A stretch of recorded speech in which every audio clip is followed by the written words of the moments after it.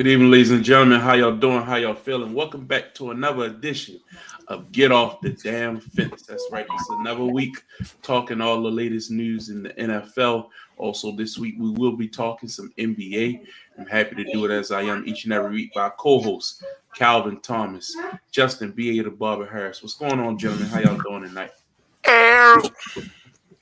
What's going on? How's everybody? Everybody ready for Thanksgiving? This is Thanksgiving week.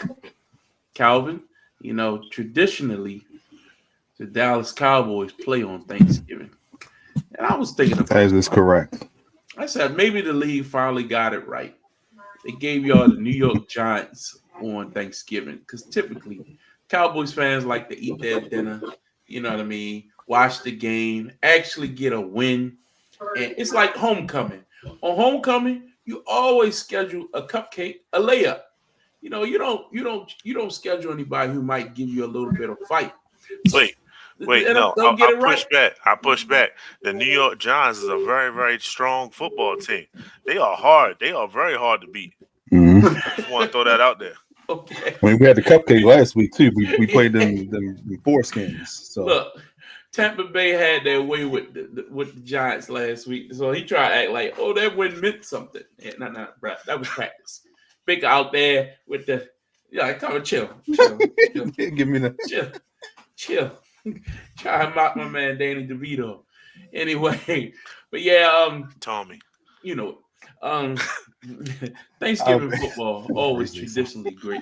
Calvin, what's your greatest memory of Cowboys football on Thanksgiving? Man, back in them John Madden days when he had the turducken, turkey, chicken and duck. Those were the days. Emmitt Smith then ran for about $150. Playmaker caught a touchdown. Troy Aikman threw for a couple. Cowboys victory in Old Cowboy Stadium. Those were the days. Back in the good old days, boy. Back when y'all were relevant. Days. Boy, man. We've been relevant for 30 years. We've had to be good for 30 years.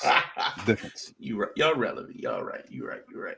Justin, any fond memories from Thanksgiving past? Yeah, I remember when Calvin Johnson used to destroy the Dallas Cowboys on a regular. You had to go to another team. You have no memories of your own team. No, we can stay right here. We can stay right here with the Cowboys. I remember Calvin Johnson and Terrence Newman, and they thought that was a matchup, and Calvin Johnson straight destroyed him multiple times. It was the first play I ever saw, like, legitly triple team. 2 people from jump, and then a safety over the top. That's what I remember.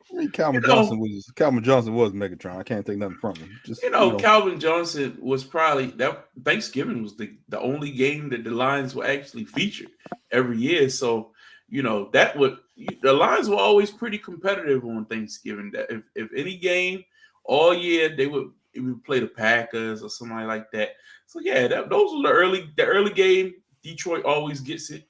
The late game, the Cowboys gets it. But now the game has changed. They got games at night. They got games. I mean, the NFL is really taking this to another level.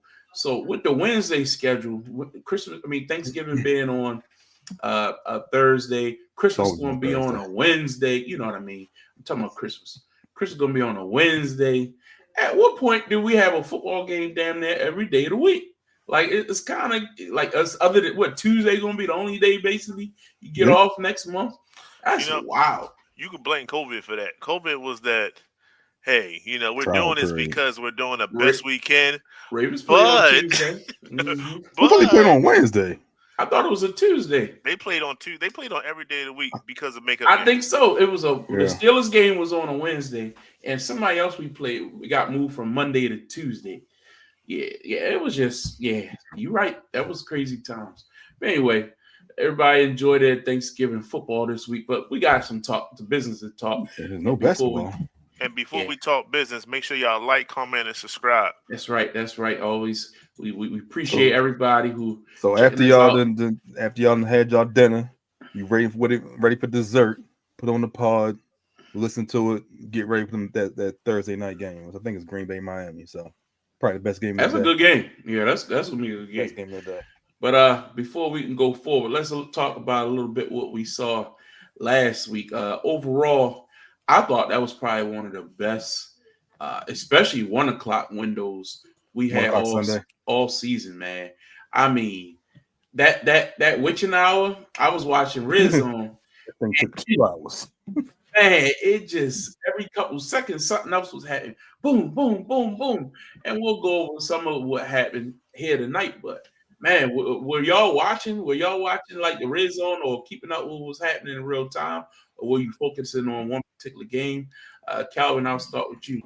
So we actually had 2 christenings that we attended on Sunday. Okay. Mm-hmm. So one was at 10:30, one was at like 1:30. So by the time we got home, it was like 3. So it was the 1 o'clock games were ending. Mm-hmm. So I'm just seeing on a text from the group chat, and I flip on the game and I see Washington, Dallas, and it was at that point it was 13-6 when I turned the game on. And of course, we know what happened after that point.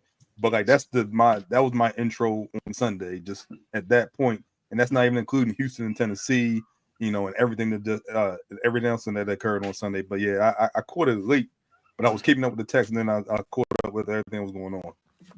Justin, was you watching all that stuff that went down right towards the end of the 1 o'clock games? Yeah, and so it wasn't red zone. I was at the shop, and I figured, why not get paid to watch football? You know what I'm saying? So that's exactly what I do. But we had the Washington game on because that was one of the easiest games to watch. And like I said, that game was trash up until like the last 5 minutes. I was like, yo, was this happening? Yeah, that was wild. Yeah, that was entertaining. Wild. I thought the whole because it was like, especially when you watch the red zone, it's like boom, boom, boom, boom, and they just kept going every couple seconds. Chicago, like that Chicago Minnesota finish was crazy. Houston and Tennessee, like every couple seconds that was happening. We'll go over a couple of those things, but let's get started. We gotta talk Ravens. Last night Monday Night Football was timely. The Baltimore Ravens defeated the Los Angeles Chargers out in LA 30-23. Lamar Jackson finished the game with 2 passing touchdowns, 1 rushing. Derrick Henry had 140 yards running the ball. Did not get into the end zone for the first time this season. That was shaky. He got called back. Come on, man. Yeah, but did you? I mean, I went back and watched the Manning cast. Belichick called that right before the play went off. Like he said, the legal formation. Yeah. Belichick called that like before the play even ran. He was cost me money. That's all I was saying. But I thought overall it was a successful outing to go out to LA, beat a Chargers team that had a little bit of momentum after that win last week against Cincinnati. Justin, me and Calvin did a 3-hour stream last night, so it was somebody else with that too, right? A lot of our thoughts. Yeah, Andrea came on. White stopped by for a bit. There you go. Yeah. So let's get your thoughts on the ball game and what did you like? What didn't you like? Yiggity. Go ahead. So I think this was one of the games where, playmakers really stepped up. Bateman with that touchdown catch. Yeah. I mean, he made up for missing a lot of drop balls early in the season with 1 catch because that was a very, very tough catch to 1, find the ball, and then 2, to haul it in. And the defender didn't know what was going on, but he was there though, so I'll give him credit for being there. Mark Andrews made some big plays, of course. Mark Andrews. I mean, I just said that. Zay Flowers was making huge plays just to get first downs and things like that. His escapability was definitely on full display. And Lamar Jackson, man, when you think you got him, you just don't. And that is very backbreaking when you don't have the kind of horses to corral him in a certain kind of way. So when you look at the difference between this matchup and versus, let's say, a Pittsburgh has the legit athletes to try to contain Lamar Jackson. When you don't have said players on your team, when you don't have like the upper level of athletes from your front 7, then Lamar has time to do whatever he wants to do. And unfortunately, most of the teams in the NFL do not have that luxury. So Lamar played a beautiful second half. First half was a little shaky, but the second half he definitely came through. So I mean, it's the score is like much closer than what the game really was, in my opinion. The defense, they shut down the run. Herbert did a little, he got off a little bit, but they pretty much corralled him too. So it was just an overall just a good Ravens victory. Y'all should be happy moving into the next week. You know, one thing you said that I found very interesting is, and to be honest, I don't know if I totally agree, is I thought the Chargers defense actually do have playmakers at all three levels. When you got a Joey Bosa, when you got a Khalil Mack, when you got a Derwin James, those are big time playmakers. And I thought big time names. I mean, look, they're not the same playmakers. I agree with that. I thought Khalil Mack played the outside contained pretty well on a few of those plays. I just thought Lamar played better. I thought that he was more athletic. He stepped up in the pocket when he needed to. I thought he missed a couple throws. We talked about that. A couple throws he missed high. Offensive line still has a problem with procedure penalties. The guys still need to clean that up. We still had 12 penalties last night. Some things that still need, on the back end. I think that they grab a little too much. I'm not exactly enthralled with the rookie cornerback, Nate Wiggins. But I will tip my hat because I'm very critical of linebacker play, as you all know. Now, who was that boy that replaced Roquan? Malik Harrison. It was Malik and Chris Boyd for the most part. But Malik Harrison started, and he had about 14, 15 tackles, and he played better in the second half. And you tip your hat to that Ravens defense after that first drive. For the most part, they corralled the Chargers for the most part of the game until that last drive where they were able to get a couple big penalties that got them down and able to score. But I do think that the Chargers defense is a little. I mean, we saw what Cincinnati did to them, so I'm not going to act like they're the 85 Bears or nothing.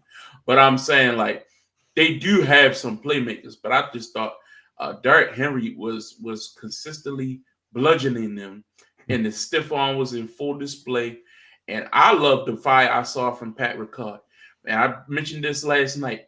After that drive where Ricard got called for that leg whip and we had to go punt the ball, the next drive, they came out.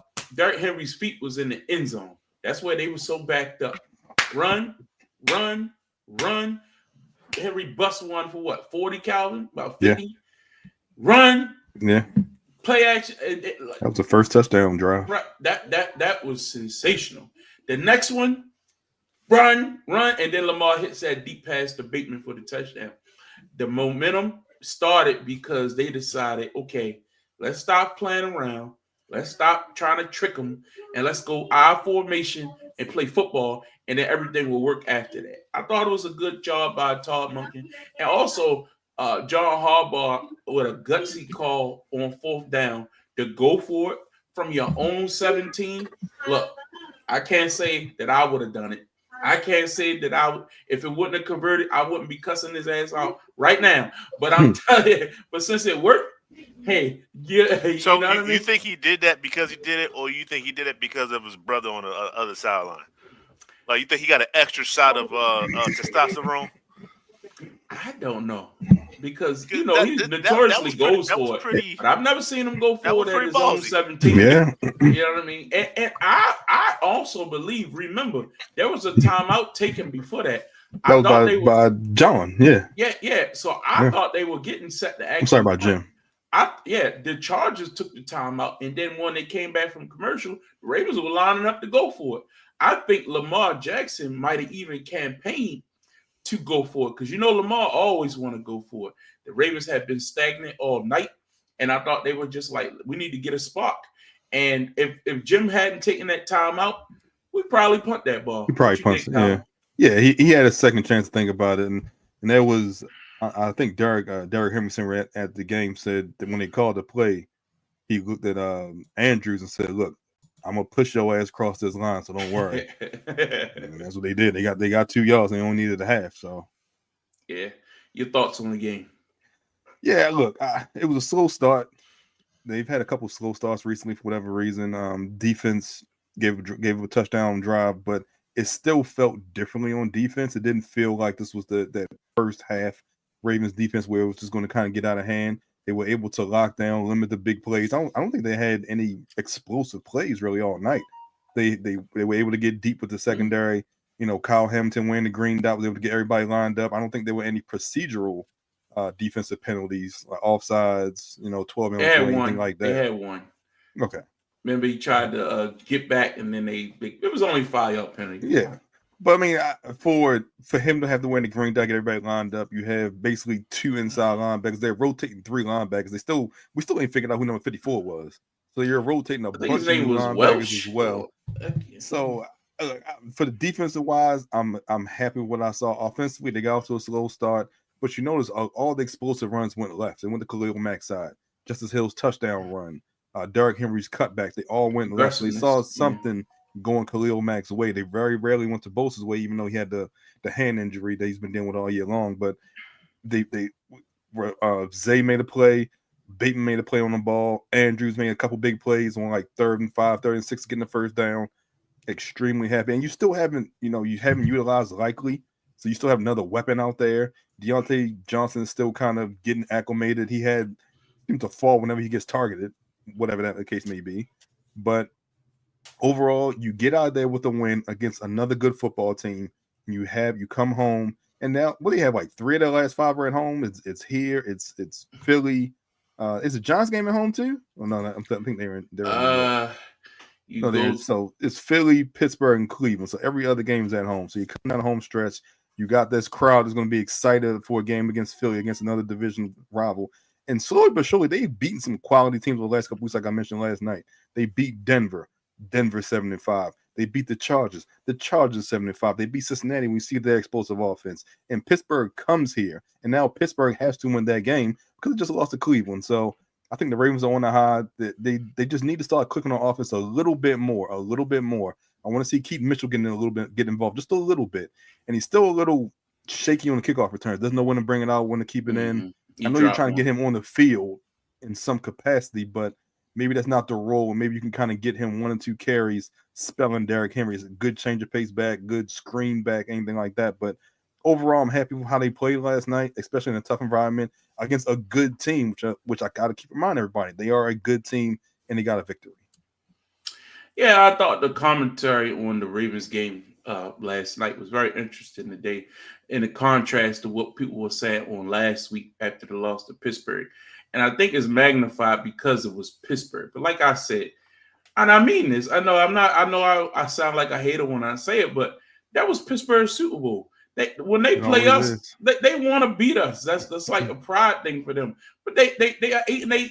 You know what I mean? 500 ball club. And I'm sorry, division opponents. We know each other, and unfortunately have our number. But for the most part, if you're a team that don't play us regularly, you don't win.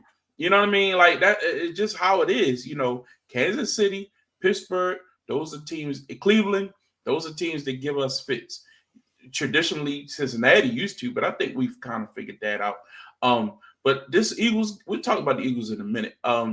The game that really, to me, is the most interesting will actually be that Pittsburgh game on the 21st of December. That's the game. They win that game. They win the division. They win the division. I truly believe that.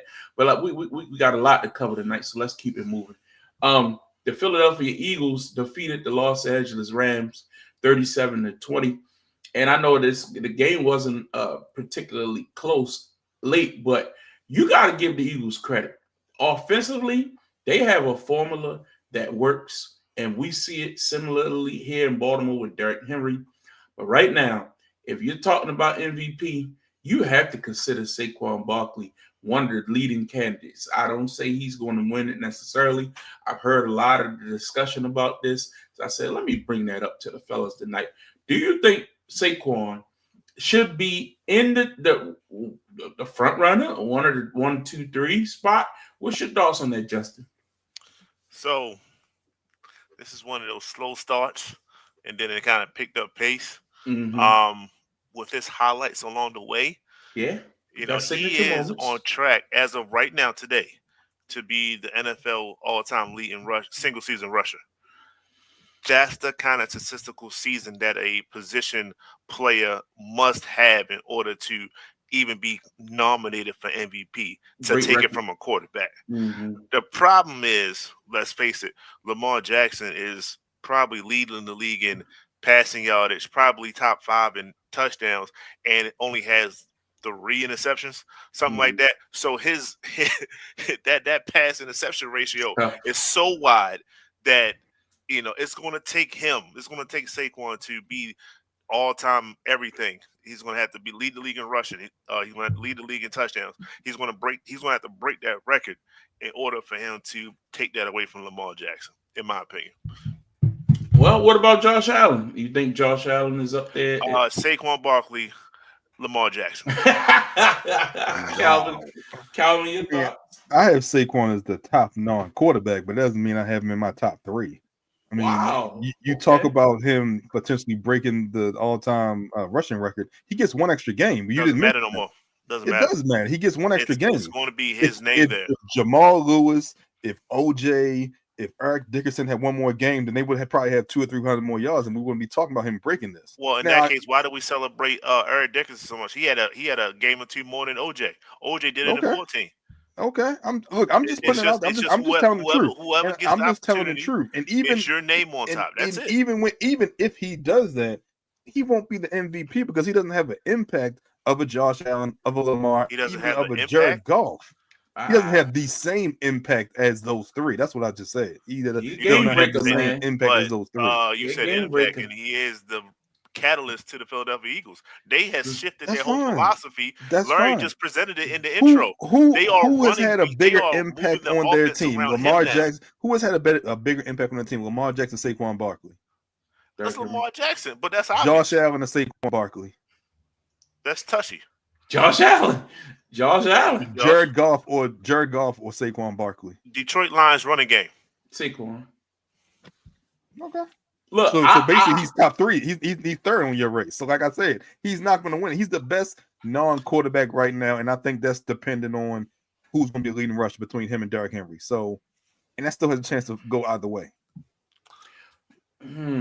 I just think he's worthy of recognition because no doubt they're winning with him. Last year they had a 2-back system and they ran the ball well. They put up good numbers, but they wasn't going to wins. If you really look at it, if he doesn't drop that ball like early in the season against the Falcons, against Atlanta, they like 10-1 right now. Like, and he just a legit 10-1, not that 10-1 it was the last year or whatever the year it was. Like, this is a different formula right now, bro. He's worthy of consideration, right? So if you had a vote right now, who you voting for? Right now, yeah, it's hard because I don't think the story's been told. Right? No. This is the MVP award, so it's based off the season. The totality. I'm literally saying he has to do certain things in order. I understand what you're saying. I understand what you're saying. If he checks those off, I'll give it to him. Yeah, I agree. And I didn't even think but we're talking about right now. I'm talking about right now. Make a decision. It's Lamar Jackson right now. No, right now. If we just saying right now, yeah, Lamar Jackson. You know what? Something I didn't even add. Why I think Lamar's going to win, and something we hadn't even we briefly touched on. You are going to get so much Lamar Jackson over the last month of the season because of Hard Knocks. So you're going to see that Cincinnati play over again. You're going to see all the plays that happened against Cincinnati that happen explosive plays all over again. That's not what you're going to see. You're going to see Jameis Winston steal the show. That's what's going to steal Hard Knocks. Jameis Winston is going to steal the show. Well, that's all I'm saying. Depending on when they start. If they start beginning of the season, I think Saquon has an opportunity, especially this Sunday, if he goes out there and puts on a show against that Ravens team, which we know that defense is good against the run, but he has the ability to catch the ball out the backfield. Like he catch the ball out the backfield. He can put on a show. If he outdoes and they beat the Ravens, the voters, they look at that kind of stuff. Oh yeah, they look. I think that means Saquon jumps to Lamar. I don't think he jumps Josh Allen. Well, it depends on what Josh Allen does. Who does Josh Allen left have on his schedule that he can have a signature win against? If they Josh Allen's played well, and look, I agree. Y'all are exactly the people who honestly y'all thought the Bills would be nothing. I agree. He lost both of his top receivers, and he still got them playing very well. And the number 1 seed in the AFC. That's all well and good, but this is Ravens 49ers of last year. It was Brock Purdy was supposed to. It was his. He's supposed to win. But Lamar put on such a performance. It was like, Can't really go that route. They smoked. This is something very similar. I agree. We'll see. It's going to be interesting to keep tracking this, but all of a sudden, after that performance on Sunday night, you gotta consider it, like, because man, they explosive with him. Next up, the Kansas City Chiefs defeated the Carolina Panthers 30-27. Once again, the Chiefs allow a team to stick around, hang around, and had to pull out a miraculous win at the end after Patrick Mahomes made a great escape, ran down the sideline, and they kicked a field goal to win at the end. There's no reason in the world that a team that is regarded as the best in the league by many people, a team that is the defending two-time champions, continue to have to squeak out victories at the end. Some people can look at that one or two ways. Either you're just a heart of a champion, you know how to win. Well, we saw a week ago that didn't work. So the question is this the most vulnerable the Kansas City Chiefs have been? And do you think that they will be able to keep this streak going where they're able to squeak these wins out, especially against teams that shouldn't even be in their playing field? Calvin, your thoughts? This is the most vulnerable Chiefs team, yes. We expected this turnaround offense that we saw last year late in the season. It hasn't happened yet. The defense is starting to show chinks in the armor. This defense that carried them all year long has started to show chinks in the armor in the last couple of weeks, giving up leads late to Denver, last week to Buffalo, and even this week to Carolina, which I think is the most questionable performance, just giving up these amount of points to Bryce Young, who we've talked about all year long is someone that got benched early on, a much maligned Bryce Young. So this is the week that you're supposed to get right and kind of get back on track. And the Kansas City Chiefs did not do that. And they have a tough schedule where you still got to play the Chargers, you still got to play Denver, and you still got to play the Vegas Raiders in your division. I'm not saying they're going to lose those games, but how many times can you continue to skate by the skin of your teeth? A block field goal to win. You have to kick a field goal late against Carolina. Eventually, it's going to come up and catch you. Now, either it's in the regular season or it's in the playoffs. You hate for it to be going to happen, and you want to get this out the way now, and then you can have a successful postseason run. But you got to be worried if you're a Kansas City Chiefs fan, because this isn't the team that you expected to see. Even though they played, up and down so far this early in the year, you expect them to get better. I mean, you haven't gotten better yet, and your time is running out. Because when you have that bye, I don't think this is something you can kind of turn on and off. Maybe when you get Pacheco back, that gives you a boost on offense. Not really sure, but they have to get out of this. Either lose a game like to a Carolina, have a bad taste in your mouth and get over it, or it's gonna catch them and bite you at some point. And I think it's gonna happen in the playoffs. Justin, your thoughts? Well, if they make it to the playoffs, then that's a whole different situation. I think they are a much better team once they get to the playoffs. They are a veteran squad, and that's what they're waiting for. That's what they're looking forward towards. They don't necessarily, clock in until the fourth quarter. That's the problem with it. How many times can you do that, though? For so far, you can do it probably throughout the whole entire season. Okay. They don't have pressure. They really don't.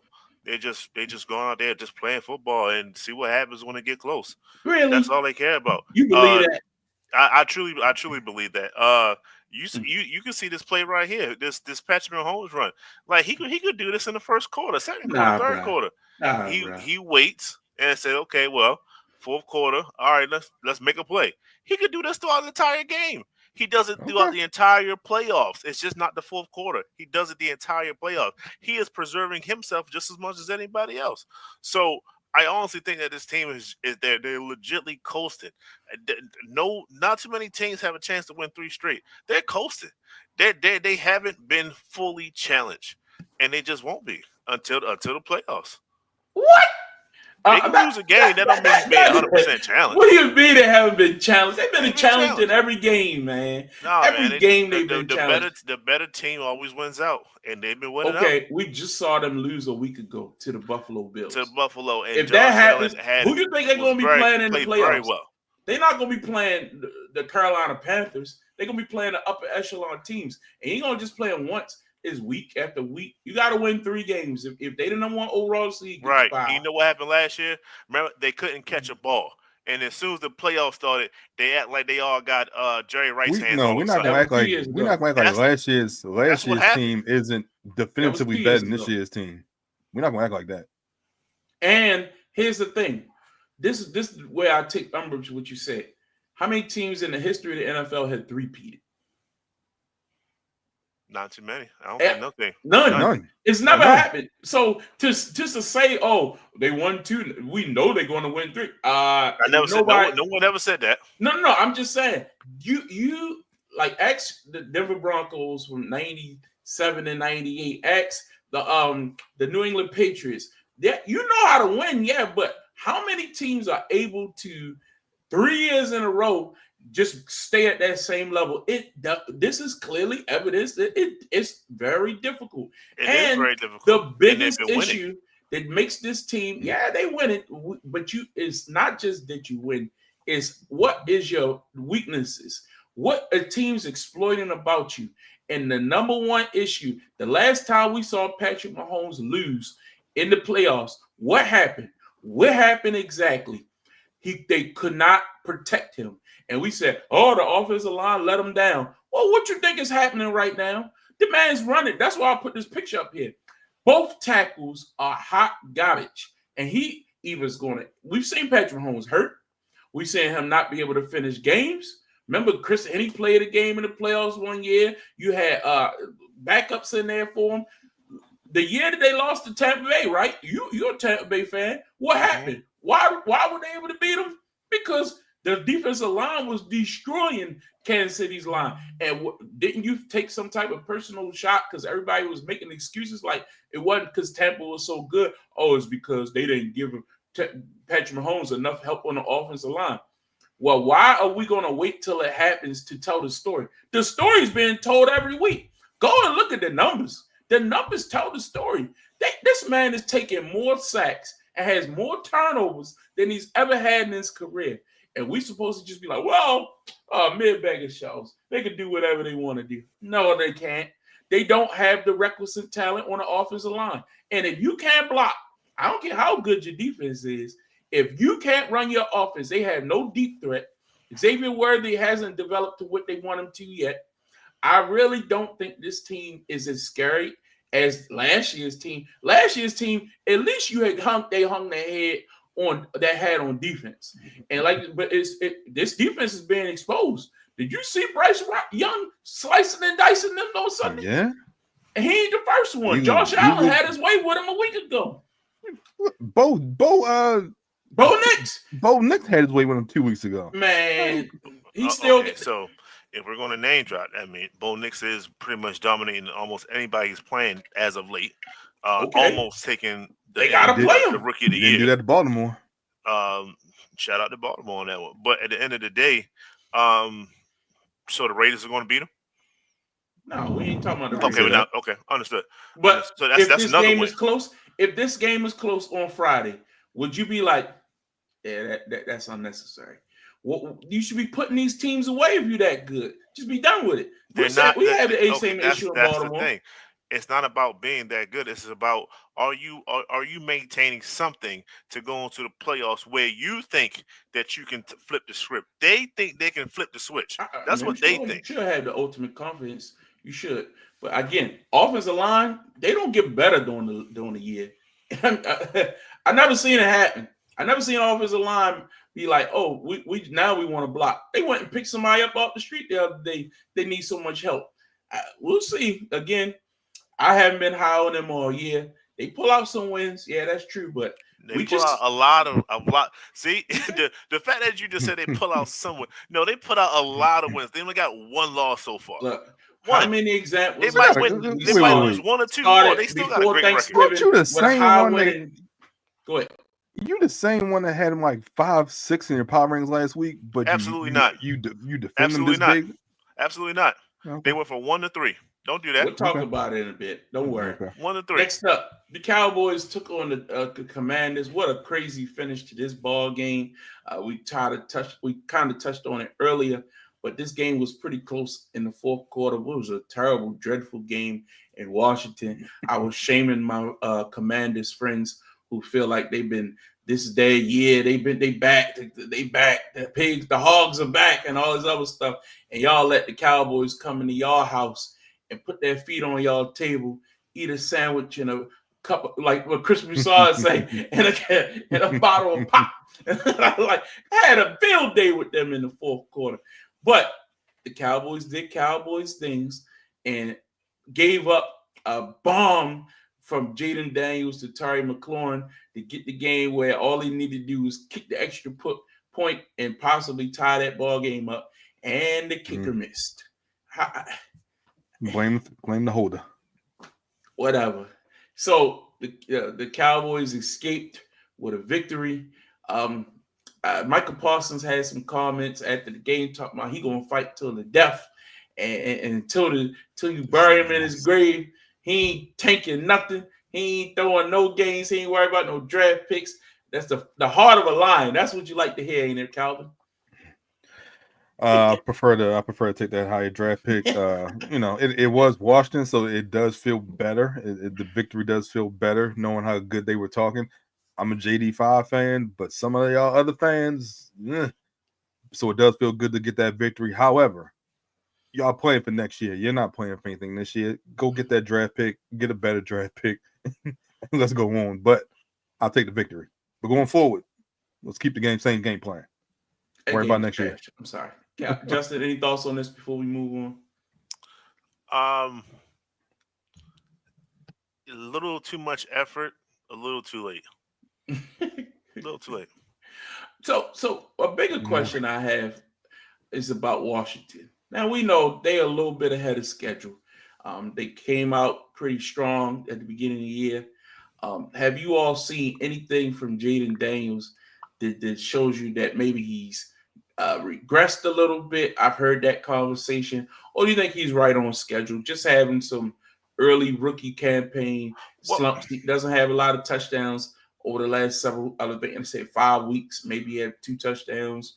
Not really running the ball like he was. Do you think he's hurt? What's your thoughts, Justin? He had a mid-stretch where his rib injury was very significant, and he played through it. I think that was telling. This game against the Cowboys was his most rushing yards that he had in a few weeks. So the last 2 games before that, he barely rushed the ball at all. So he was hurt. He was definitely playing through injury that he's not going to let on, because that's the type of player he is. So I think a lot had to do with his injury side affecting his play versus the league catching up and all this other stuff. So they played a motivated Cowboys defense that got called out because CeeDee Lamb want to go to the club and shoot videos and stuff like that. You know, they were slightly motivated to win this game. But I think JD5 is back on track. I really think the injury has bothered him. He's turning the ball over a little bit more the last couple games. He has 3 interceptions against 2 against Dallas and 1 against Philadelphia the previous week. So that's a little bit concerning. But I think even more concerning is the run game. He got no help in the run game, so they became one-dimensional late. It was he threw the ball damn near 40 times. I think between Eckler and Brian Robinson, they had like 15 carries for 40 yards. They had no running game, and I think that's the bigger issue against the Cowboys. Against the Cowboys, they became one-dimensional, caused them to throw the ball, a couple turnovers, and then all of a sudden the score kind of gets ran up. So I'm not going to say it's some kind of he's hitting a wall or anything like that. They can't run the ball and becoming one-dimensional. And once you become one-dimensional with a rookie quarterback, you're bound to see turnovers. You're bound to give them more points when you turn the ball over. So I blame the run game more so than I blame JD5. Yeah, I agree. So rookie of the year, does Bo Nix catch him? That's the question. I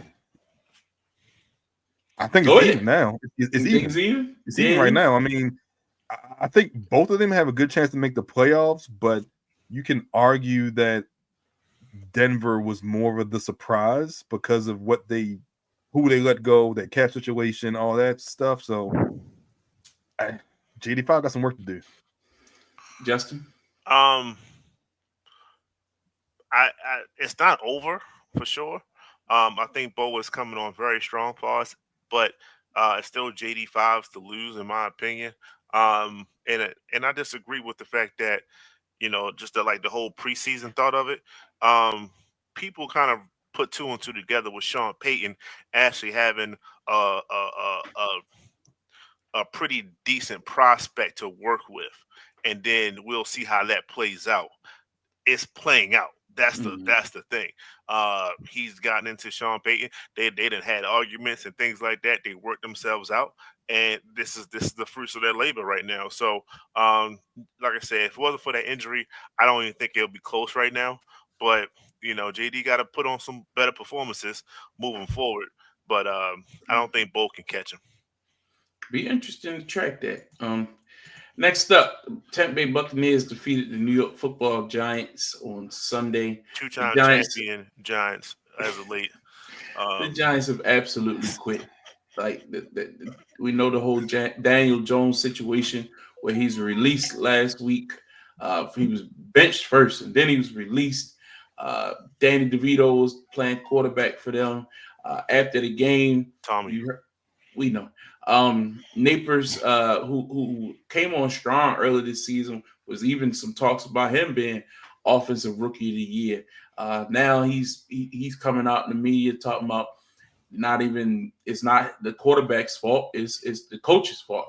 Brian Daboll basically getting thrown under the bus for the debacle in New York.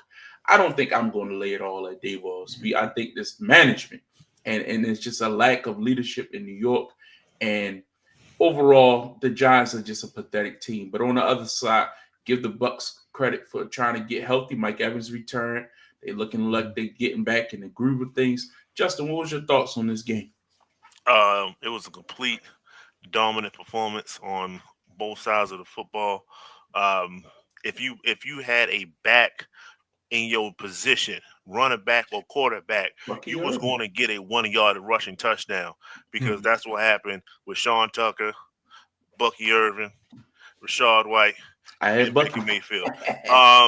So they just look, man. The Giants was trash, and we know that. So we can't take too much away from this victory, other than the fact that we beat who we were supposed to beat, and let's move forward and try to catch Atlanta. That's our only focus right now. But with that being said, I've never seen a team go from benching their starter and flipping and jumping over the backup to put in the practice squad guy and have him start and then come back around and cut the starter, and the backup quarterback is still the backup quarterback.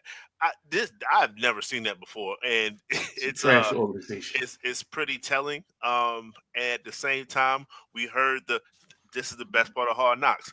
We heard all the stuff in the beginning of the season. Then you see Saquon, and you see we just had an MVP performance type conversation for Saquon Barkley, and here they are cutting they're the person that they chose over him. They chose him. So this is a complete travesty. And if it wasn't for the Dallas Cowboys being the Dallas Cowboys, they will be leading in all the worst ways. Yep. Calvin, any thoughts? Good victory by the Bucs. Look, I'm happy the Giants on the Ravens schedule because they already booked them tickets to Cancun. They just wait for the time to come. It better not play with their food. That's all I got to say, because this would be the game the Giants play like that. They're all lights out or something. What? Yeah, I want to talk about it. Let's move. Look at this guy. I meant to go.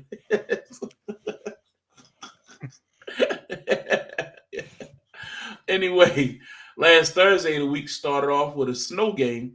The Cleveland Browns defeated the Pittsburgh Steelers a couple days after everybody was crowning the Steelers. Everybody jumped on the bandwagon. They just dominant. They the kings of the North. And then you go up to Cleveland. After we were mocked for losing in Cleveland to Jameis Winston, Pittsburgh did the same thing. I don't want to hear nothing about no snow. I don't want to hear nothing about no snow. That game, both teams played in the same weather. Both teams play in the same type of weather. This ain't no cold, warm weather team going to the cold weather. These are two teams that should be used to working in those conditions, and they were like flurries. It wasn't like a little light snow. Nothing cold. It was snowing. It's okay to say that it was snowing. It was no damn like flurries. Said it was just a little no big deal. And Pittsburgh is a running team. They should have been fine.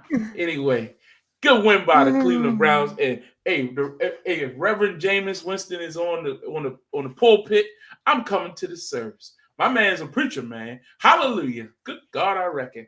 Man, he was ready to bless everybody in the congregation. That man give a hell of a speech. I tell you that much. Calvin, what was your thoughts on the first Steelers? and foremost, he came a very long way. Go ahead, Calvin. Trust you would have first-hand knowledge. You would have first-hand knowledge. But look, great victory by Cleveland. Those guys play hard for Jameis, and they like to play for him. And even though they took the lead, they gave up the lead on a completely stupid pass, and then they come back and lead, and Jameis leads them to victory. I'm happy. This puts the Baltimore Ravens back in position to win the division. Yep. But we have to start looking at what Pittsburgh did during the course of the season. Yes, they beat Baltimore at home, but they have a pretty soft schedule. Now they got the harder part of their schedule. So if they end up, 8 and if they end up, 9 what they always are. What they always are. What have they really accomplished besides beating they should have beat, but they couldn't beat the Cincinnati's. They split with Baltimore. They couldn't even beat Cleveland on the road, a game that they were favored against, a game in which all they had to do was run the ball, a game in which they took the lead late in the snow.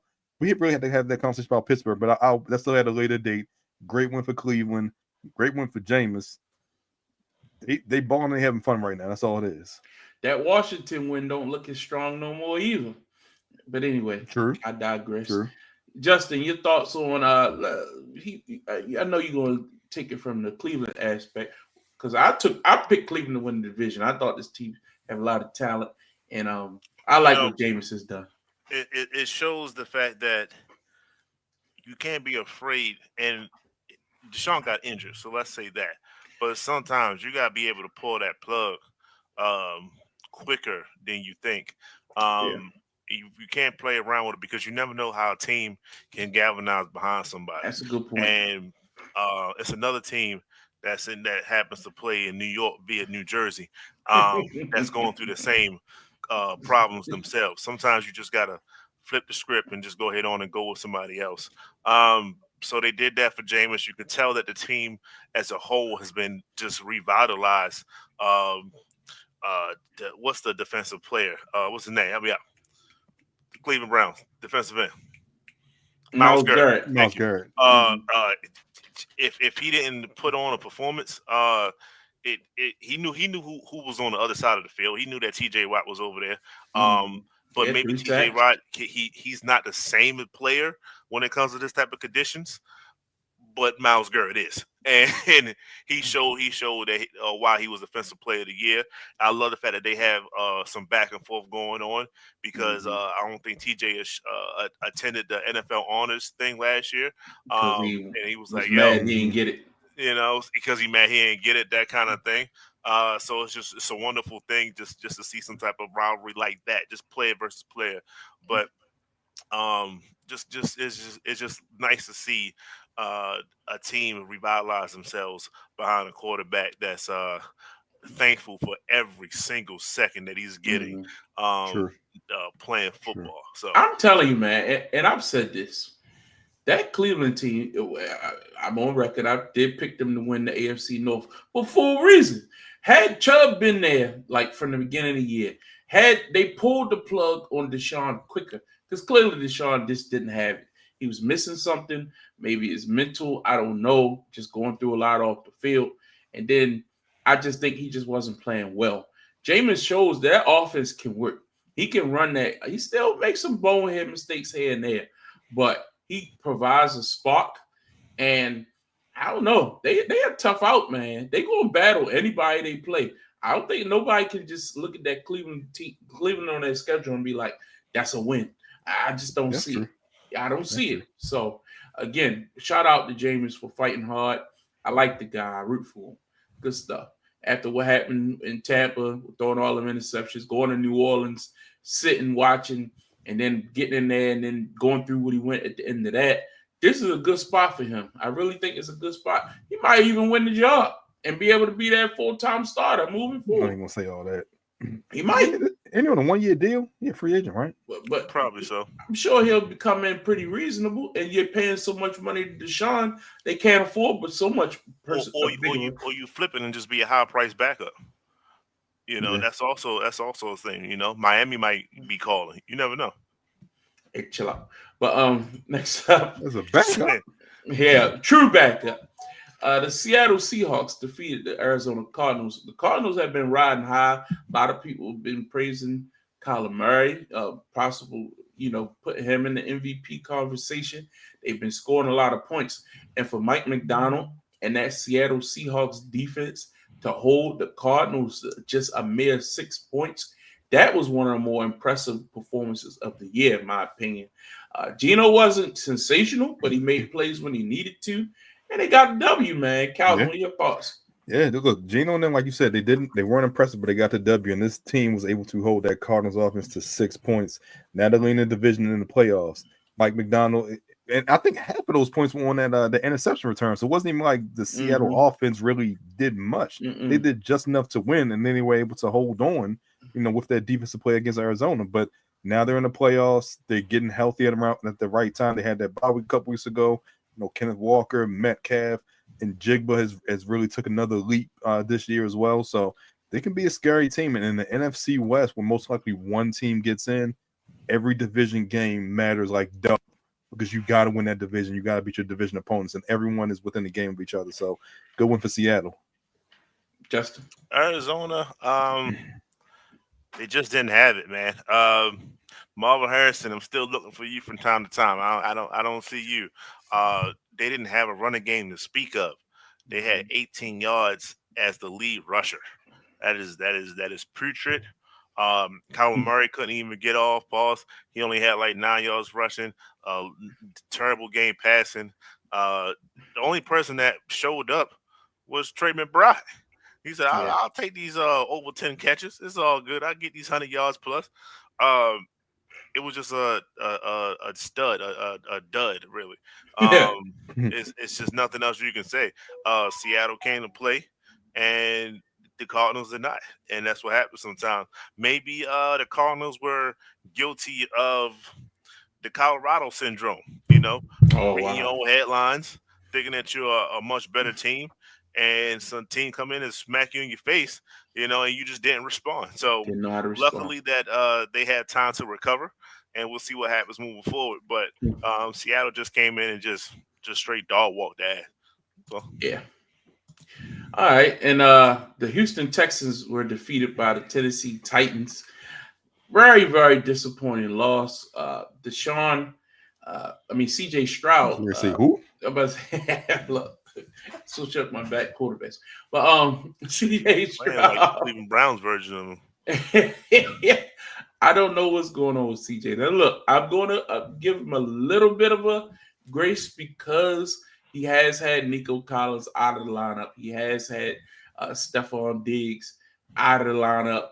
Just throwing the tank Dell. Mixon has missed a couple weeks here and there, but after everything we saw last year, I know Calvin, you picked CJ to win MVP this year, and you thought they would be number one overall seed in the AFC. This team just does it. The best thing about them is they play in the AFC South. If they didn't play in the AFC South and they had to be in the North or the West is tough. Or hell, at this point, even the East, because Miami's coming on strong. I would be very, very scared about this team, but they have no contemporary in the South, so they'll make the playoffs. But I don't see them winning the game. I don't see it, man. The team just isn't made up that way. And are you losing confidence in your Houston Texans? Yeah, I mean, giving them 32 points to Will Levis, who threw for 300 yards, and Tony gave them 6 points himself. Yeah. Yeah. I mean, when that Dan Orlovsky run out the back in the end zone, but definitely Dan. You got to start worrying about this defense. Like the offense seems like they have enough firepower, but it's just so up and down. A couple weeks ago they looked good against the Chargers? They were in LA. I don't remember Chargers and Rams. They looked good out there. They come back and this defense just gives up 30 points to Will Levis. I can't stop saying it. They give up 30 points to Will Levis. They gave up 30 points to Will Levis. And this offense, Nico's back. Tank Dell is back. You still got Schultz. You still got Mixon. So what's the problem on offense? If you want to say CJ's having a sophomore slump, that's fine. But the defense needs to step it up as well because there's no reason you should give up 30 points to Tennessee Titans. Agreed. Yeah. Justin? Just so I'm on the same page with you, they gave up how many points to Will Levis? They gave up 30 points to Will Levis. 32 okay, cool, to be cool, exact. cool. I just understood. When the last time somebody did that? Ever? Nah, Tennessee came to play. I think they're having more. I think it's more so the offensive line for the Texans. CJ doesn't look the same because he's getting a little bit more pressure than what he's used to.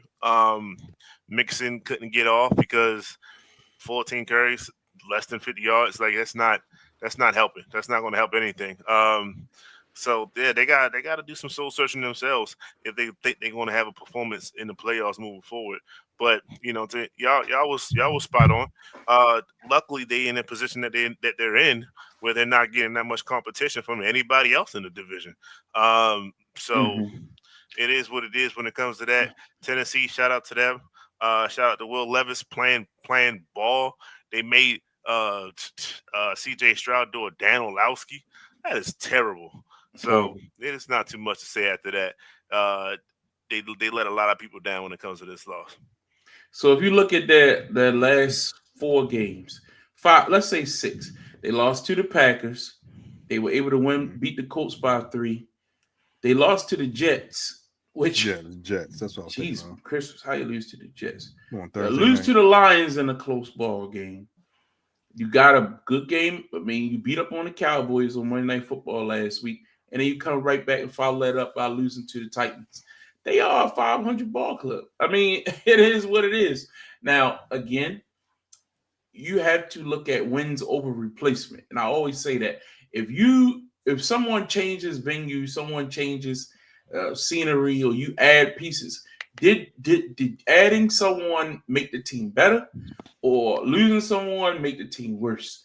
And look at some of the players that have been moving around. We thought that with the addition of a Stephon Diggs, with the addition of a Joe Mixon, this team would be way better, and they won the playoffs last year. So I don't know, is the chemistry not there?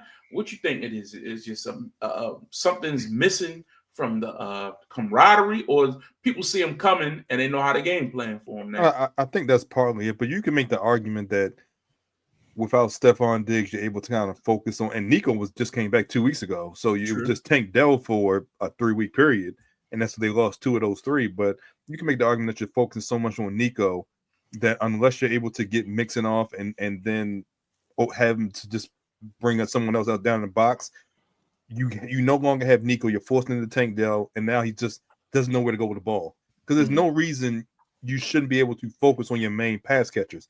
You're trying to spread the ball around, focus on Nico, focus on Tank Dell, focus on Dalton Schultz, get them the ball around the offense. But likewise, defensively, like I said, where have they been defensively in the last couple of weeks?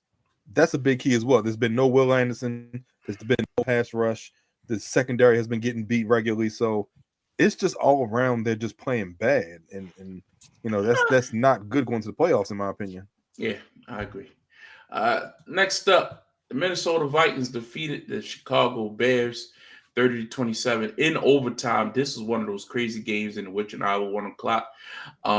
Look, man, Caleb Williams probably, I think ever since they moved offensive coordinator, fired offensive coordinator, and promoted the quarterbacks coach or something like that. Quarterbacks coach.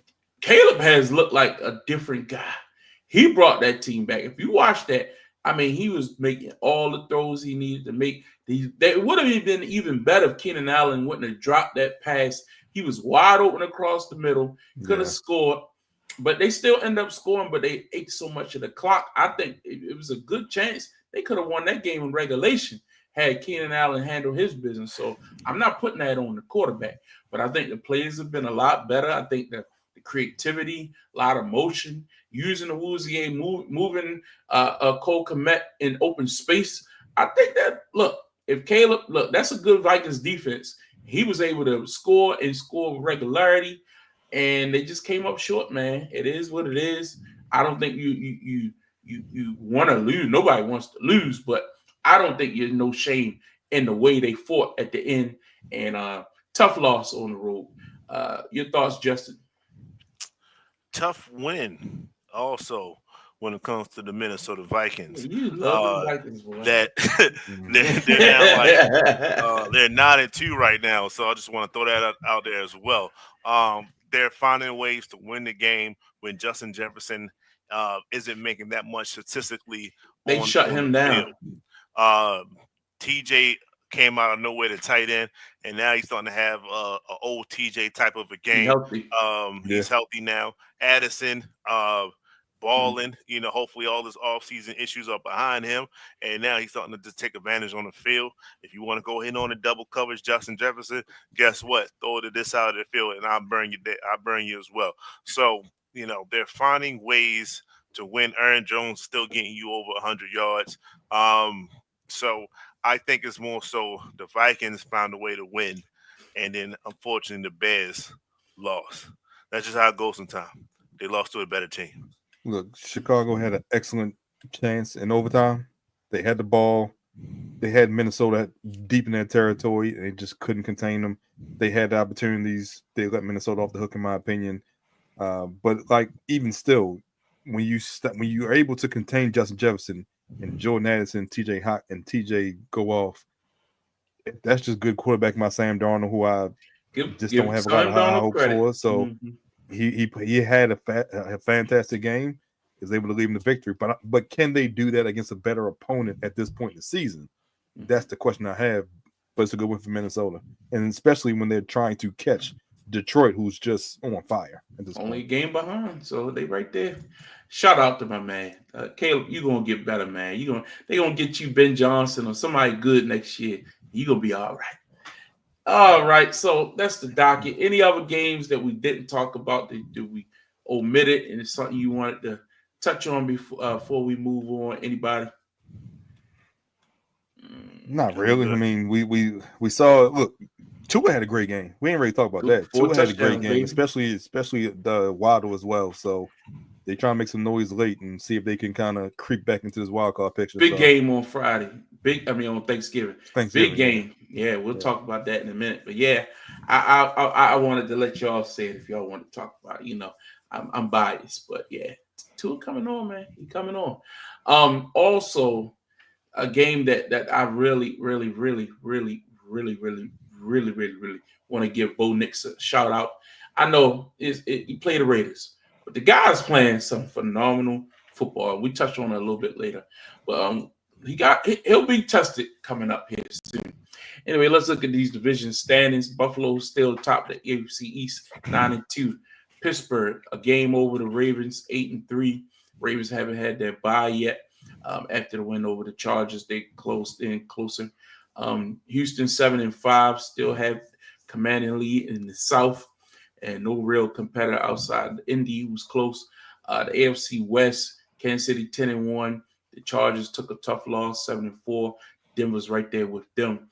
Over in the NFC, the Philadelphia Eagles sitting at 9-2. Washington 7-5. Detroit 10-1 in that North. That North is competitive with Green Bay with 8-3. Minnesota 9-2. Chicago seems like they're falling by the wayside. The NFC South, somebody has to win. Atlanta at 6-5. Tampa right there, not that far behind at 5-6. So shit, if you really being honest with yourself, New Orleans is 4-7. They still in the hunt. And then the West is everybody's jammed up. Look at this. 6-5. Wait a second. Why don't you say that for them? Why don't you say that for the NFC West? Somebody has to win. Why do you have to make that comment for the NFC South? They're jam-packed too. Yeah. Arizona 6-5. The Rams 5-6. Because everybody has a 4-win team and a 3-win team. Yeah, I don't know how jammed you are. Somebody got to win the NFC West. You can say the same thing. These guys have a competitive schedule. So let's get into these power rankings for this week. Guys, get your lists out just to give everybody a review of what we had last week. Calvin, start us off. If any changes, what are they? Who you got as your number 17 this week in your power rankings? So my number 17, I'm gonna go with Green Bay. Okay. I got Green Bay at 7, 8-3. 2 games back in Detroit. They play a tough Miami team on Thursday night, so they got a chance to stay in that top 7. But they playing good football right now. They're 8-3 and they're third in their division. That lets you know how tough their division is. So I got Green Bay at 7. Who you have at number 6? Number 6, I got Denver. I got Denver. I want to see what they do. Pulling out new teams this week. When the expectations are on them. I just want to see what they do when expectations are on them. They have potentially the rookie of the year. They're playing great football right now. They're 7-5, I believe. 7-5. They haven't had their bye week. Still in the playoff hunt. No one saw them here. And yes, I have them above certain people's favorite teams. I'm just saying that right now. Very interesting. Who you got at number 5? At 5, I got the Ravens. I had to move up a couple spots. They beat the team I had in front of them last week, and both teams in front of them lost. So I do think that they move a couple spots. They have a tough opponent next week, so we got to see if they stay in there. And my top 4 remain unchanged. Okay, so keep going. Kansas City, Philly, Buffalo, and Detroit. They remain. They all won. Outside Kansas City, all won good. So Pittsburgh, the loss dropped them out of your 7, and the Los Angeles Chargers. Yes. Okay, good list, yes. I guess. Justin, what you got? Number 7. Sometimes you gotta shake some things up. Miami Dolphins. Okay, I like Miami. You got a team under 500 as the best 7. I respect. Yes. Okay. Tua's back, and I think they finally got Waddle involved. That's really what I was looking at, and they was able to do that. So once they get him, then Tyreek is only a matter of time. So Miami Dolphins. 6.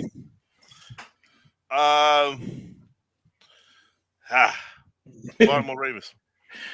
Wow. Oh man. Okay. All right. But you got it, number 5. Minnesota Vikings. Okay. So your top 5 remain the same. Hey yo, we go one by one around here. That's right. Who you got at number 4? Next team up, Philadelphia Eagles. Wow. Give us an explanation a little bit. Philadelphia is just waiting to make a jump, and depending on how they do this week, that jump could be happening by the time we have this show next week. Okay. All right. Who's your number 3? Kansas City Chiefs. Mm-hmm. Number just 2. Win, baby. They should be the Las Vegas Raiders. Just win. Buffalo Bills. And number 1, finally, Detroit Lions. Hey man, these are interesting. Mm. These are some interesting lists. So you dropped the Steelers out of your list, and that's just because they lost to Cleveland. That's a bad loss. Bad loss. I agree. All right, for me, and again, I've kind of been disrespectful to this team, so I'll clean it up this week. You can leave me alone now, Justin. I will go with the Minnesota Vikings. There you go. I mean, I've been disrespectful, but Sam Darnold, he played well to close that game out. I don't think that Chicago should have been that close, but I can't take away from the performances of Jordan Addison and TJ Hockenson. I thought they showed some explosiveness that I hadn't seen the last few weeks. The offense has been kind of stagnant before that, but that was a good sign for me. And 9-2 is 9-2. I'm not going to say that that's not impressive. Coming in and is I don't like just dropping teams out because they lost, but in these cases, the teams that I'm dropping out, they were bad losses, not bad losses, teams. But they were losses. So I will say only 2 teams that lost. Look, I'm not a believer in the Green Bay Packers like you are. So I'm not reaching for Green Bay yet. I like it. They right there on the cusp. But there's another team that is a little bit more impressive to me that I'm like, if I look at top to bottom, who do I think power rankings wise could really be like? I think they're playing the best. Their record might not be necessarily the best, but I thought if they play my team, they scare me. You want a lot to say Seattle. Hey, that's Seattle Seahawks. That defense, man, they are legit. They are legit. Then I'm going with the Baltimore Ravens. You might say, oh, man, that's kind of low for Baltimore. But time will tell with them. They win the Philly game on Sunday, then when they going up a little higher. I'm going with the Kansas City Chiefs, same spot as last week. Chiefs are good, but they ain't great. I'm sorry. I'm not impressed. And then, I'm going to be honest with you. I guess, look, the bye week happened. When you got a bye, you can't go up, but you can go down. I'm going with the Bills at number 3. I like Philly, man. Philly leapfrogged them, in my opinion. Number 2 is Philly, and number 1 is the Detroit Lions. I thought the Eagles had a very, very impressive showing last week, and I thought it was worthy of them going up the spot. Now, that's no disrespect to the Bills. They didn't play, but, I mean, you didn't play. You know what I mean? Next week, show me something. I mean, it is what it is. But that's our rankings. So these rankings ain't the same. I mean, both of y'all got chalk, Detroit and Buffalo. We all have Kansas City in there, but we got them at different. Oh, no, me and Calvin got them at the same spot. I started to have them a little lower, to be honest with you. But Seattle's my sleeper. Justin, your sleeper is the Miami Dolphins. And Calvin, you got the Denver Broncos in there. Well, you got the Packers too. So Packers is good. Tell me why you like the Packers so much.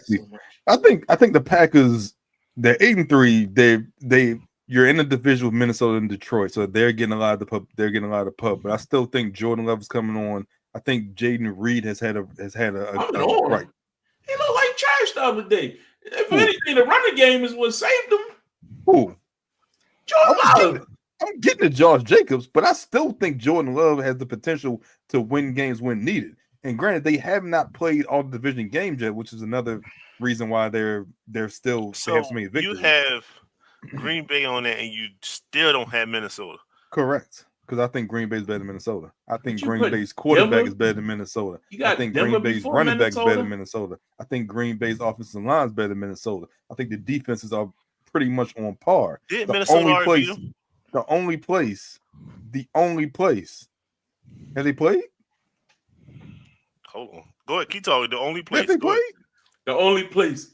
Go ahead. The only place that they're better is with Justin Jefferson. I think they've had a tougher schedule. They played tougher opponents, and they've won the majority of those games. That's all I'm saying. Minnesota had a tough test against Detroit. What happened? Minnesota, the Vikings already beat them. Like they already beat them once. They beat them once without Jordan Love when he was hurt. Yes, it was a close game. And they lost by 3. They beat him with Malik Willis. By 2. They beat him by 3 or 2. 2. Okay. Take that into account. They played each other a couple weeks. I don't mind the Green Bay one. They played each other in a couple weeks. I thought about it. And it may be, it ain't gonna be for the division, but I like Seattle better because I think the division that went over the Arizona Cardinals was huge. The 49ers are falling apart. We need to talk about that a little deeper. But I think Purdy not being there last week really hurt them. But McCaffrey doesn't look like himself. But Denver, I'm not ready to buy in like that, bro. Denver's beating the team they supposed to beat. They should have beat the Chiefs. Then we talking. They should have beat the Chiefs. We can't say should have in the NFL. They didn't. Yeah, you can. You're right. Their only bad loss, in my opinion, recently was the Baltimore, and that Baltimore killed them. I know it was a bad loss. It was a terrible loss. Horrible loss.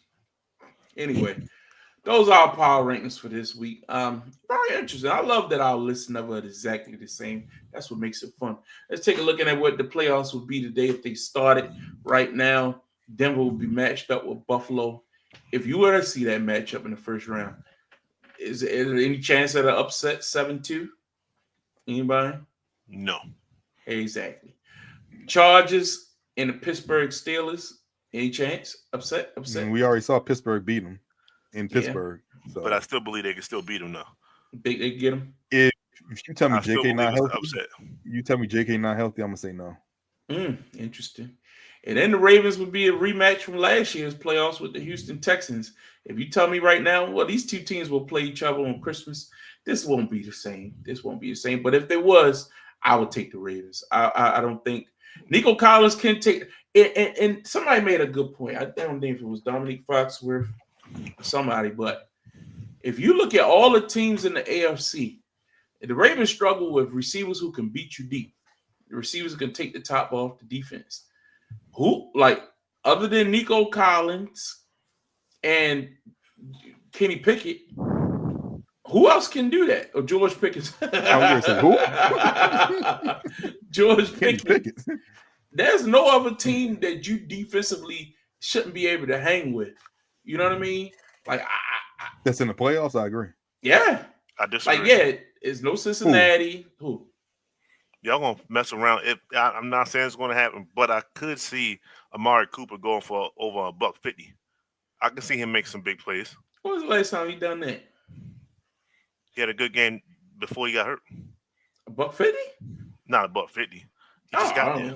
Okay, I'm just saying. But I guess my question would be: is that the only difference from when they played earlier this year?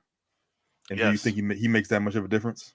Yes, he puts Keenan Coleman at his natural number 2 spot. I don't think he makes a 30-point difference. I'm not saying they're going to score 30. I'm not saying that. Amari Cooper has not been that guy.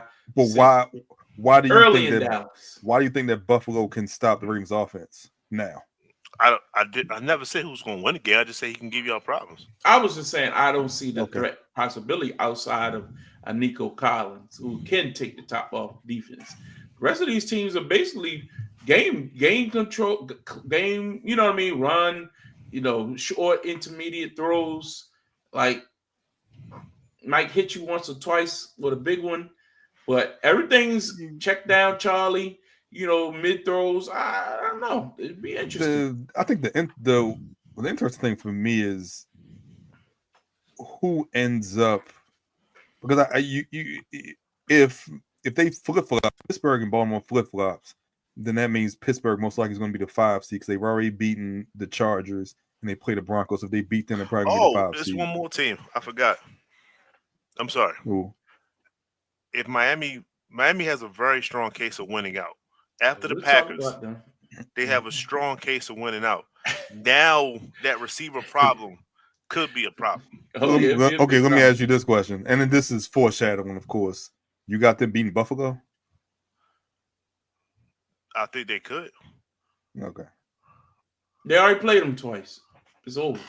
Yeah, they already played them twice. So if they meet up in the postseason, they lost both times. I don't got them. No. I don't have them beating Buffalo.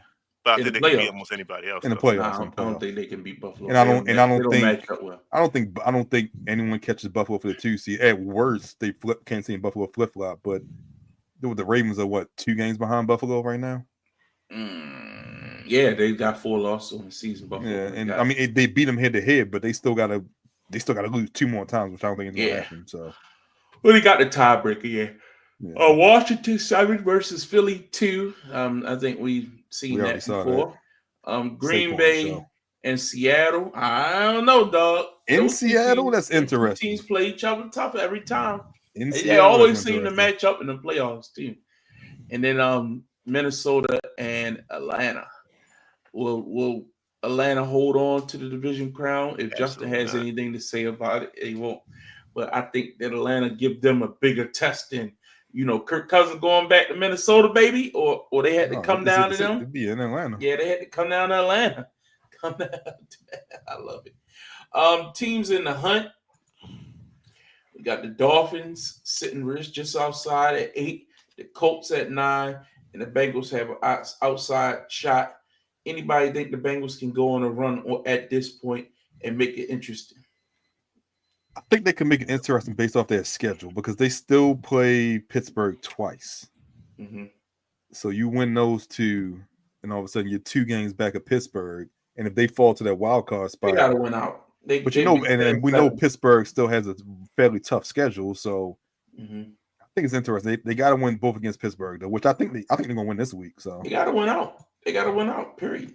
Yeah, they got to win out. But outside of Pittsburgh, they played Tennessee. They played Denver as well. So it could be a tough game. That's tough. Yeah. Is it in Denver or in Cincinnati? It's in Cincinnati. They could win that game. The Cardinals seem just outside. That was a tough loss last week. For that very reason, the Buccaneers still have an outside chance of a wild card. The Rams and the 49ers. The Rams really are a very disappointing team. Any quick thoughts on the Rams? Can't be good teams. Period. Every time they come back, they can't be good. They beat Minnesota on Thursday, but they had some help. But they can't be good teams. Yeah. Interesting.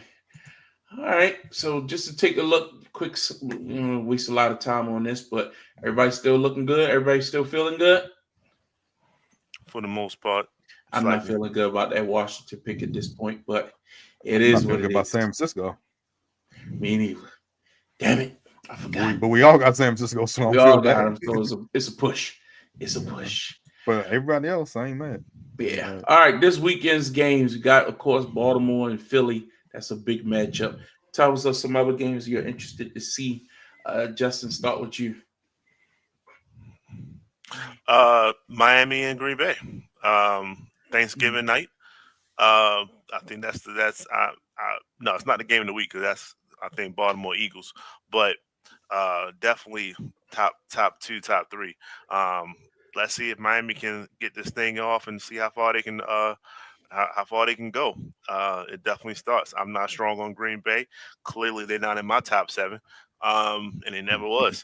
So we can definitely go and see how good Green Bay is. They need to go ahead and beat Miami. But if Miami beats them, I'm trying to tell you, based off their schedule, they can win off like 4 to 5 in a row, and then they're going to be one of the hottest teams going into the postseason. Calvin? Buffalo San Fran is interesting. Besides the weather, they're supposed to have like half a foot of snow come Sunday. So I think this is San Francisco. I think this is San Francisco's last stand. And they got to win this game. Gotcha. And it's in Buffalo. Is Purdy playing? Yeah, Purdy's supposed to play. And this is they're coming off a bye week, I believe, as well. Buffalo is, so they'll probably be at full strength. So this is gonna be a tough matchup for San Francisco, but they gotta win. They're slowly running out of time. Even though they're not playing a division opponent, it still keeps them to get victory. So see. Interesting. I'm also interested in that Cincinnati Steelers game. I think division opponents know each other well. Cincinnati needs it bad. Also, I really want to see that Chargers and Falcons game. The Falcons have not won a quality game in a while. They have to win that game. Well, how will the Chargers bounce back after last week? Let's go, Bolts. And the Cardinals need to bounce back after last week, going up against Minnesota. That's a tough game. There's some good games on this docket this weekend. And last week I thought was probably the weakest schedule, and it turned out a lot of those games were fun and competitive. So NFL's king for a reason. Let's talk some NBA. We will not be having our in-season tournament show on Wednesday night. I'll be traveling for the holiday. Want everybody to enjoy their Thanksgiving. But currently, the Cleveland Cavaliers sitting at 17-1, Boston 15-3. Over the past week, you saw Boston beat Cleveland and try to re-establish that they are the kings of the East. Everybody, do you still think that Cleveland will be there in the end, or do you think that at the end Boston will prove to be too much to handle? Start with you, Justin. Cleveland's going to deal with the injury eventually, and that's going to be the turning point. Putting the hex on these motherfuckers. I'm not. We just had to go by what history tells us. History tells us that Zion's going to be hurt some kind of way. Guess what? Zion is hurt. History tells us that Joel Embiid is going to have issues. Paul George is also going to have issues. Guess what? History serves correct. So I know that Donovan and both him and Darius Garland have injury issues. So I believe one of them is going to get hurt, and then that's when they lose a few games after that. So Boston will jump them and take the number 1 overall spot. But you know, they're still going to be a top 3, top 4. I have number 3 going into the preseason, so not too much far. Mm-hmm. Big win for the Knicks this past week over the Nuggets. Was that last night? 2 nights ago? Yeah, 145. They only scores 145 on it. JB 17 assists. That's all. Got a good win. Good win. Calvin, your thoughts on the Knicks that victory? No. Talking about Cleveland and Boston. Cleveland. Depends on what you mean by the end. Like I think they can make the conference finals. I'm still not discounting New York at this point, and I think they can still make a run. The Magic are hanging on even without Paolo, but I think Boston will make the finals. But I think Cleveland will be there at the end, trying to make the conference finals. I don't know if they're going to make it. They still have a lot of season to play. Still have to overcome teams that are built to beat Boston, and which means I think they could beat Cleveland. And I think right now that's a 3-team race between Cleveland, Boston, and New York. And New York is starting to mesh together. I'm not saying Denver's a good team. They're a team that could potentially put up a lot of points. And OG had 40. I don't think that means that he got a lot of good looks. That means they couldn't guard anyone last night. And I don't know if that's a Jamal Murray or Michael Porter problem, but they'll be there in the end to compete. But at the end, it's still Boston in the East. So, question for you all as far as the Western Conference. If you look at the standings, everybody's within a game, basically. It's pretty tight. Golden State's kind of came back to the earth, that hot start they had at the beginning of the season. Who do you have the most faith in right now of those top tier Western Conference teams, Calvin? I mean, they're all flawed, and you got to accept injury and as a part of it. I'm gonna say Phoenix. I don't know what I can expect from Chet coming back from a fractured hip. If you told me Chet was going to be healthy, then I would say Oklahoma City. But I don't know what to expect from him with the fractured hip. And they have no size. And if you don't have him and Hartenstein, you don't know when he's coming back. I'll go with Phoenix. I'll take the ham. Oh, he's back. Okay, I'll take the hamstrings with Beal and KD because they can manage those injuries throughout the season. I'll take Phoenix, even though they're 7 right now. They lost 6 of 7, I believe, without KD. That tells you how important he is. So I'll go with Phoenix. Justin. With that being said, I will go in with the OKC Thunder because they managed to only lose 4 games when they didn't have a big. Our Hart's back, and eventually Chet comes back. And Shea has been balling. Like I said, that 30-point average is going to be upticked this particular year because he knows he has to score sometimes 40 to win the game, and I think he's been doing that. So definitely, without a doubt, OKC Thunder, they are balling. They are playing high defense, and they're just getting some of their pieces back, and they're still number 1, as I said they would be.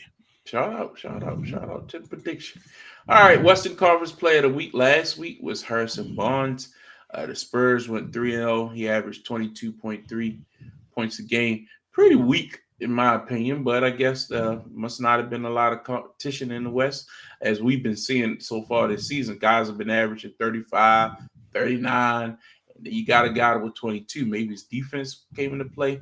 Was that a shocker for you all, getting Harrison Barnes as your Western Conference Player of the Week? Very much so.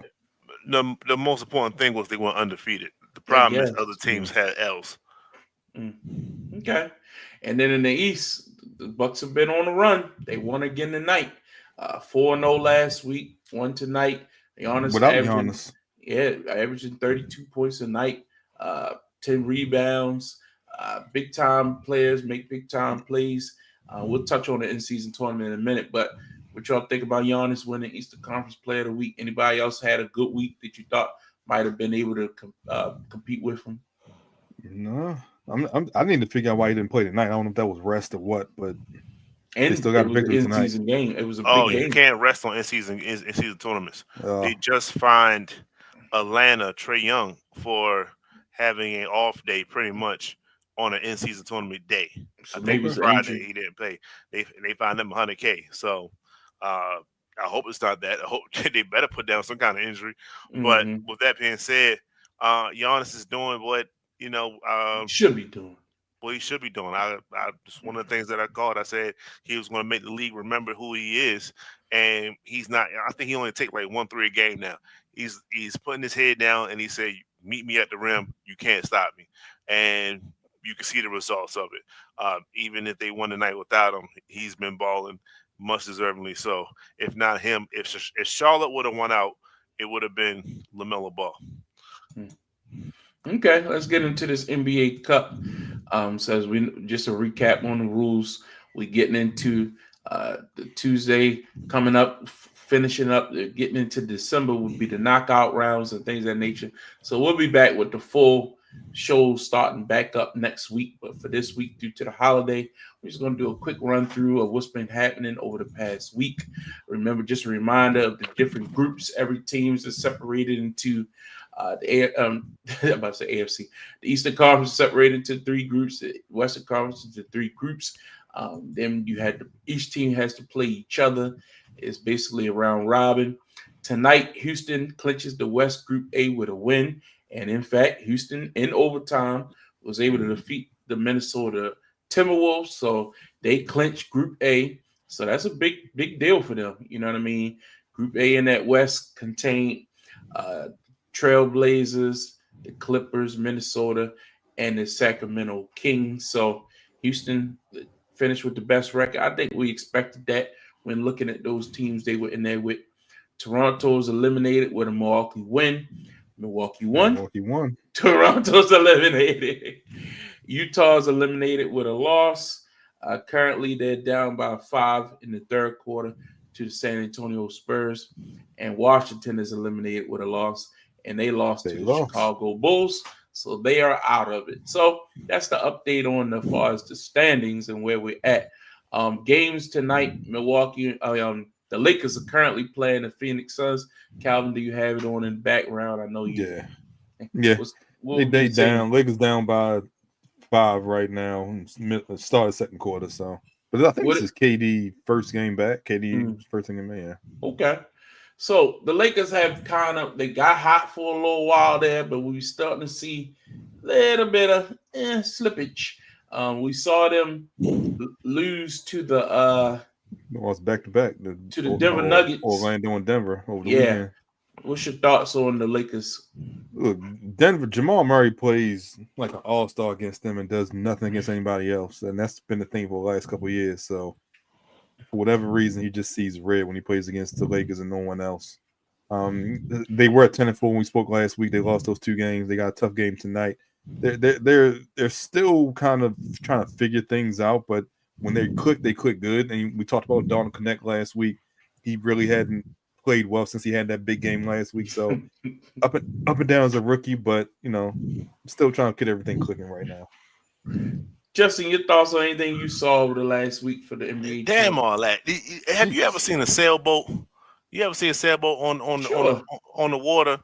Yeah. And then you ever see like the wind just stop and then now the goddamn sailboat just not moving. Nowhere. Took the wind out of the sails. That was Calvin. Excuse me. Last week, you was on Dalton Connect. Dalton Connect. Yeah, all this other stuff. But that was so West Side Connect. Get it right. West Side Connect. What happened? I told you they was going to go up and down. I told you that. They had a spot when they started, then they went down. They had a little. They rose up a little bit, and then they went right back down again. And they're going to lose tonight. This is terrible. I tried to tell you, taper your expectations for the team. I tried to tell you. And first of all, we got a better record than you at this point in the season. That's neither here nor there. They're looking much better. I told you it was only a matter of time for New York, and now you got JB just give you a career high 17 assists. Nothing big, nothing special. I'm just saying. It's just if you ask me the question, what do I take from this? I take that New York Knicks are starting to plot their points on being the best team in the league. That's what's happening right now. It's slowly happening. We're going to get more pieces back, and then you're going to see things starting to work itself out. Shout out to New York. Orange and blue skies, baby. Jesus. All right, so the NBA is off on Thanksgiving, as you all know, but the tournament will pick back up on Friday, the 29th. You got the Knicks and the Charlotte Hornets. You got Cleveland Cavaliers and Atlanta Hawks. You got New Orleans and the Grizzlies. So it's a big slate. A slate of games on Black Friday. You got the Clippers and the Timberwolves, and then the cap off the night, OKC Thunder take on the Los Angeles Lakers. So a lot of games on Black Friday. The NBA is off on Thursday, so everybody's going to be ready to go. They'll be competing with the NFL, but yeah, this tournament's been fun. That's the last night for the tournament too, right? Friday. They go into December.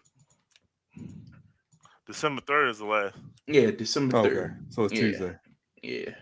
And then after that, the knockout rounds will start. So, and the quarterfinals is what they call it. So it should be cool, man. It's been fun so far. Definitely a lot of entertainment, and it's putting stakes. But before we get out of here, I have to ask you all opinion on this new format they're talking about doing for the NBA All-Star Game. Absolutely pathetic. Like, what are we doing here? What are we doing? Now, look, we all for trying to spice things up, creativity, you know what I mean? Keep people interested. You know, the game evolves. But why can't we just say, here are the two teams and play basketball? Even a couple years ago when LeBron and KD or LeBron and Giannis were the captains, or LeBron and Steph, and they got to pick their teams, I didn't mind that. That wasn't bad.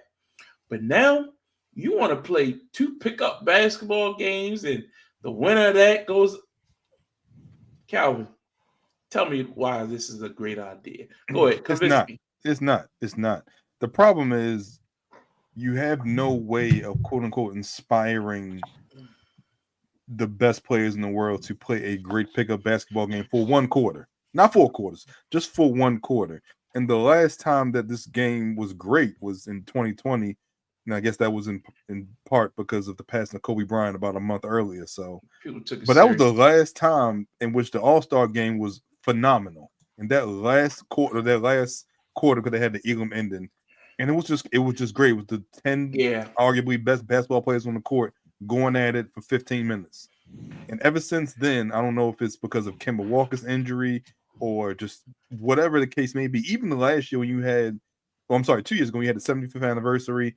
And you had everyone in Cleveland, and you had, everyone at the All-Star game. Mm-hmm. But it wasn't competitive at the end. Like, you're used to it kind of being up and down the first 3 quarters, and then it gets competitive. And that's when it gets good.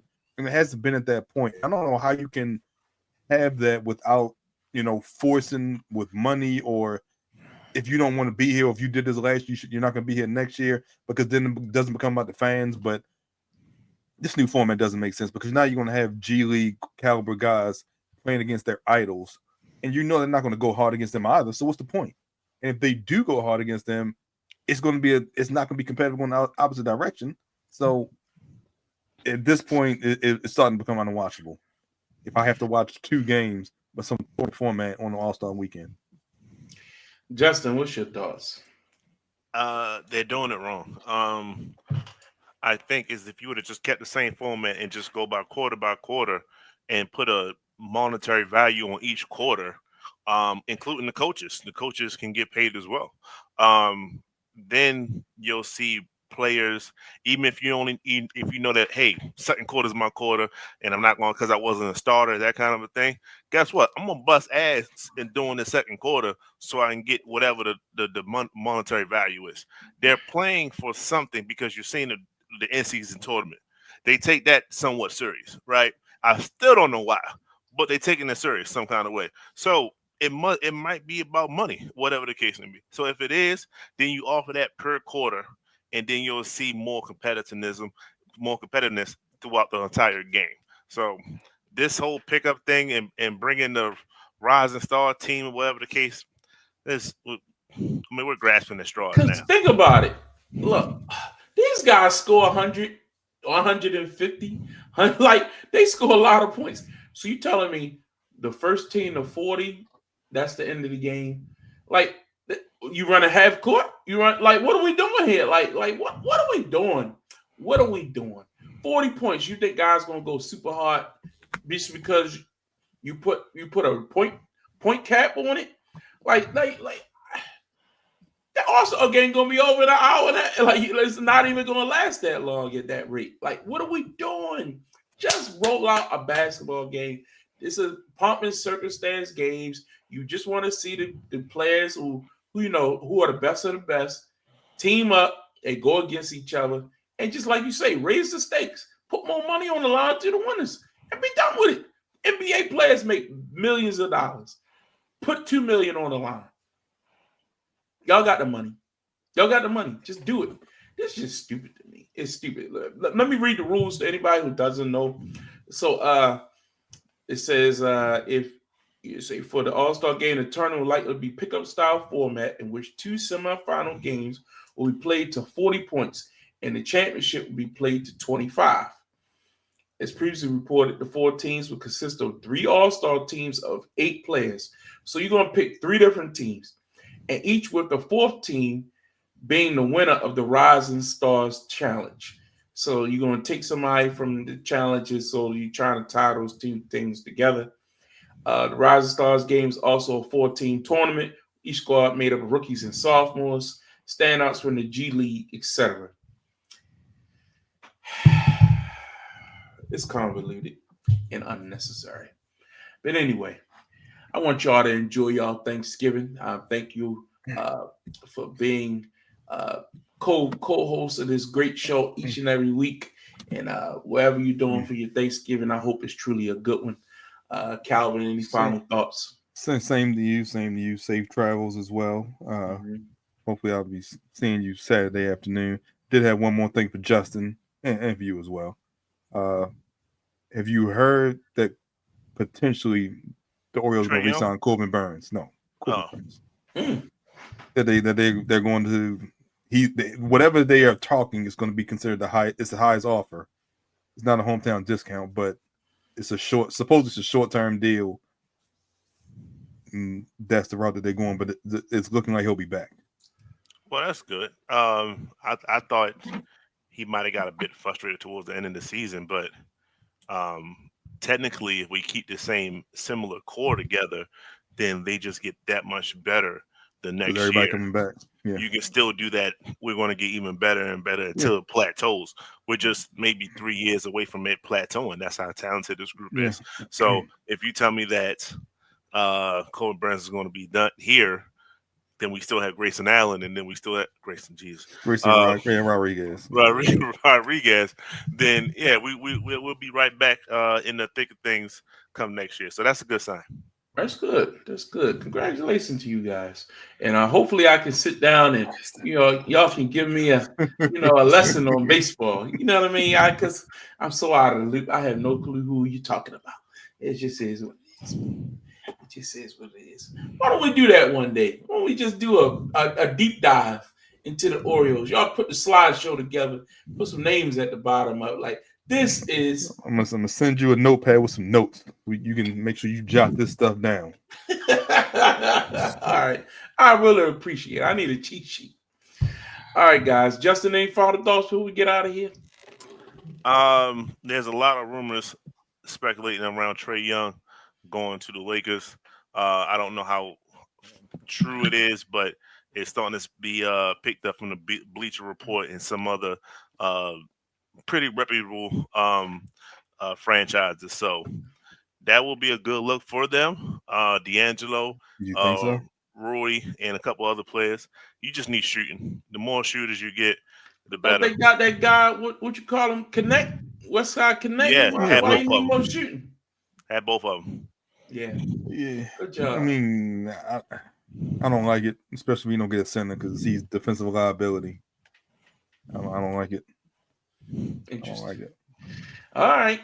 We're going to get out of here. Thanks so much for joining us tonight. Also, we thank you all for sharing the live, liking, subscribing to us on YouTube. And again, we won't be on YouTube tomorrow night, but we'll be back next week for another edition of Get Off the Damn Fence. We appreciate you all for being loyal to us. And happy Thanksgiving from us. And we'll see you next week right here on Get Off the Damn Fence. Happy Thanksgiving. Fly, Eagles.